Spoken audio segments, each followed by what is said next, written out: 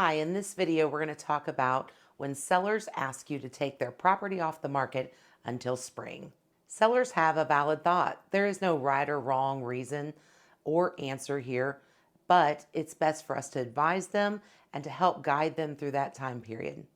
I encourage you to see if you can understand their why and how come they're coming to you with this question.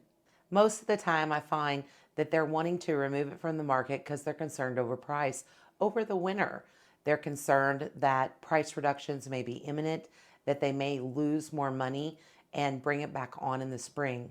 Another thing to keep in mind is what if something goes wrong? What if we have weight of ice and snow and it gets to the structure of the building? What if a pipe freezes? There's a lot of things that can happen with a property. It catches on fire. We've had that happen personally. I've had that happen to me on a listing. There are things that can happen over a winter market when a property is just sitting vacant and no one's coming and going.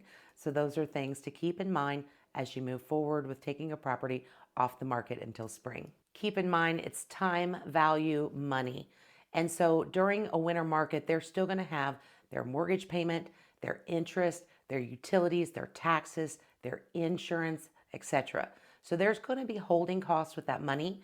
If this property was in fact something that they're looking to save $5,000 on, let's say, if they're like, hey, I really do not want to do a $5,000 price reduction, or I do not want to sit on the market over the winter, keep in mind that what are they going to save? If they come into a spring market and they get an offer that's $5,000 more, is that worth the time that that money was not sold and that money was not invested in a market account that was bearing a high yield interest?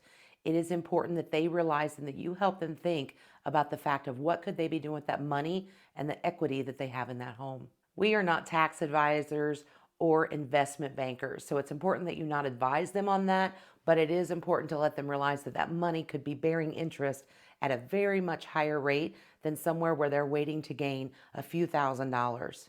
Another thing to keep in mind of future market is we do not know what the future price is going to be. So the future price could be a lot lower for that matter. Chances are it may not be higher. In final closing here, it could be a lot of risk for a little bit of gain. So make sure you practice your script, practice it with another partner in the brokerage, practice it yourself on camera, practice it just driving down the road. If you have other tips and tricks, please let me know. Shoot me a text message or comment below. This will also be posted in the WR Agent Kit for future reference. Talk to you soon. Thanks.